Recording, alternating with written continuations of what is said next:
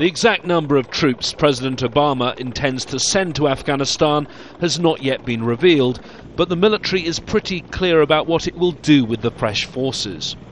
It's now 3 months since the US and NATO commander, General Stanley McChrystal, sent his bleak assessment of the situation on the ground to his commanders at the Pentagon. The general's strategy is clear. Focus on the Afghan population, and that means concentrating resources on protecting the cities rather than fighting battles in rural areas where the Taliban are strong. Priority number 1 in the McChrystal plan: Afghanistan's second city, Kandahar.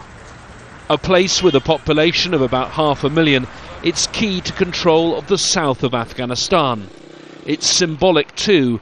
The building of this unfinished mosque right in the centre of the city was ordered by Mullah Omar, a reminder of the situation before 2001, when this city was his home and the Taliban's de facto capital.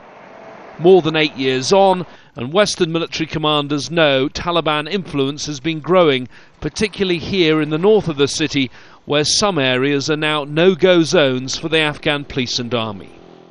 A small Canadian military force is stationed inside the city, and the US Special Forces are in a fortified base called Camp Gecko, close to the part of the city where the Taliban have been gaining ground. The largest number of NATO troops in the province are based 17 kilometres outside the city at the giant Kandahar airfield, but McChrystal doesn't intend to send many more troops into the city itself.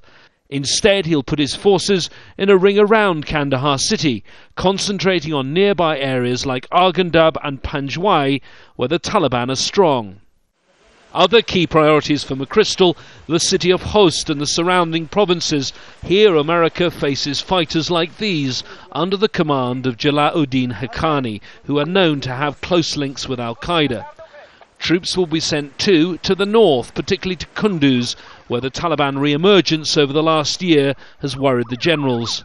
Some extra forces will be sent to Helmand, although commanders are disappointed by progress here, an area where forces were doubled over the summer in an effort to disrupt the Taliban that many believe has largely failed. McChrystal wants to use any additional troops to shore up the dozen largest population centres in Afghanistan, cities like Herat, Mazar-e-Sharif and the capital Kabul. At the same time, he must balance all these plans with the need to use a significant number of his troops to train, mentor and lead in battle Afghanistan's own army and police. When he submitted his assessment this summer, General McChrystal said he believed he only had 12 months to change the fortunes of the international forces in this country. However, his new strategy is a high-risk one. Concentrating on the cities and urban areas is what the Russians tried before they left this country in defeat. James Bays, Al Jazeera, Kabul.